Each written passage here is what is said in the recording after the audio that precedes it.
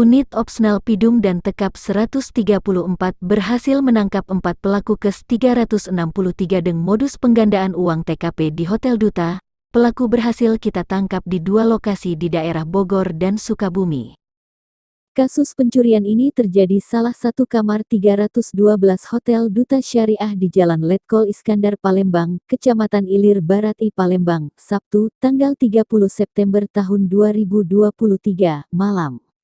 Namun, keempat pelaku anggota komplotan pencuri modus bisa menggandakan uang terhenti usai beraksi di Palembang.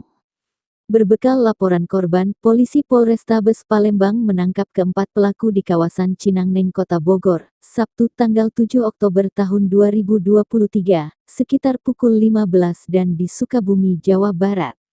Penangkapan pelaku dilakukan Unit Pidum Pidana Umum dan Tekap 134 Polrestabes Palembang, pimpinan Kasat Reskrim AKBP Haris Dinzah dan Kanit Pidum AKP Robert Sihombing.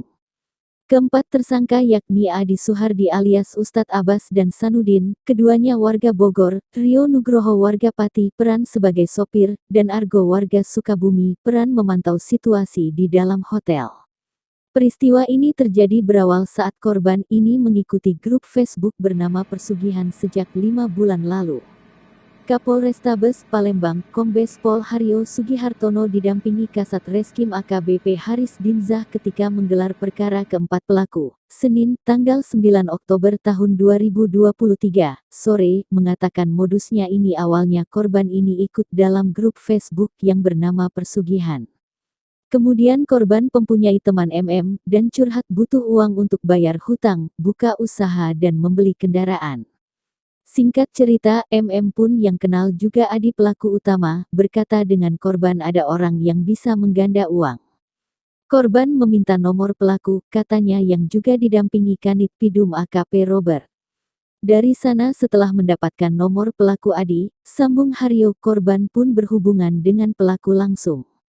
Dan pelaku mengaku bisa mengganda uang serta terus meyakinkan korban. Setelah terencana dan membikin skenario, saat itu pelaku Adi bersama 3 rekan beraksi, bertugas masing-masing, hingga akhirnya pelaku berhasil mengelabui korban dengan cara mengajak korban ke bank. Dan saat pulang ke hotel uang korban sudah hilang, dan pengganda tidak terjadi, begitu modusnya, kata Haryo.